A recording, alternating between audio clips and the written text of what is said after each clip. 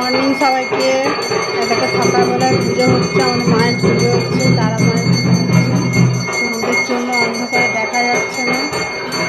সবাইকে good morning জানাই। মায়ের মন্দির দেখিয়ে সবার জন্য সকালটা ভালো যায়। তো এখানে রিম্পাকে খাবার করে দিয়েছি, আর রিম্পা চামচ দিয়ে ভাত খাচ্ছে, আলু সিদ্ধ ভাত দিয়ে। আমার হাত কেটে গেছে, ছোটো একটা চামচ দিয়ে ভাত খাচ্ছে। তো রোদটা সুন্দর দিয়েছে। দেখো জামা কাপড় এখন মেলা মিলেছে এখানে তারের মধ্যে। রোদটা এত সুন্দর দিয়ে ঝকমক ঝকমক করছে রোদটা। দেখো আকাশের মেঘটা কি সুন্দর লাগছে দেখতে। তো আমি একদম মেন গেটের সামনে চলে এসেছি বাইরে। তো দেখো পূজা শেষ হতে চললো। তো আমি এতক্ষণ বাইরে একটু দাঁড়িয়েছিলাম, সবসময় ভালো লাগে না, ঘরের মধ্যে একঘেয়ে লাগে। তো আমি ঘরের দিকে আছি, পূজা শেষ হলে যে আমি মন্দিরটার পাশে। মন্দিরের পেছনেই আমরা তুলসী মন্দির। দেখো ওইটা আমার তুলসী মন্দির, পাশের মন্দিরের পাশে তুলসী মন্দির। আগে আমাদের এইটা তুলসী মন্দির ছিল, এইটা তুলসী মন্দির ছিল আগে। তো এখন যেহেতু নতুন মার্বেল লাগানো হয়েছে, তারপর অসুবিধা হয় রাত্রেবেলায়, মন্দিরের পেছনেই তো তুলসী মন্দির করা হয়েছে। তো আমি একটু ঘরের পেছনে যাচ্ছি, তোমাদেরকে একটা জিনিস দেখাবো।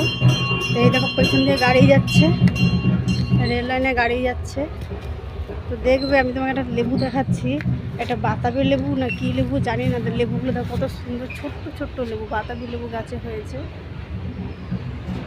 যে লেবুটা বাতাবি লেবু হয়েছে, দেখছো কত সুন্দর লেবুটা হয়েছে।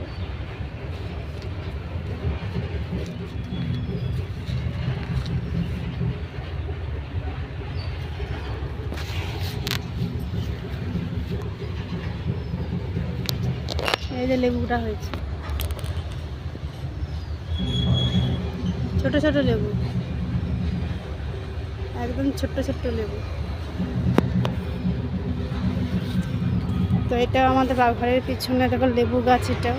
এটা হচ্ছে তোমার কাগজি লেবু বলা হয়, গন্ধরাজ লেবু যেটা বলা হয়। তো এটা গন্ধরাজ লেবু। আর যে গাড়িটা যাচ্ছে পিছন দিয়ে, আর সোনা রিম্পা খাচ্ছে এখানে চুপ করে বসে। আর জুলি পাশে পাশে দেখছে, বসে আছে পাশে, জুলি বসে আছে এখানে। ওকে এখনও খাবার দেওয়া হয়নি, ও লেজ নাড়ছে, ভাবছি ওকে খাবার দেওয়া হবে।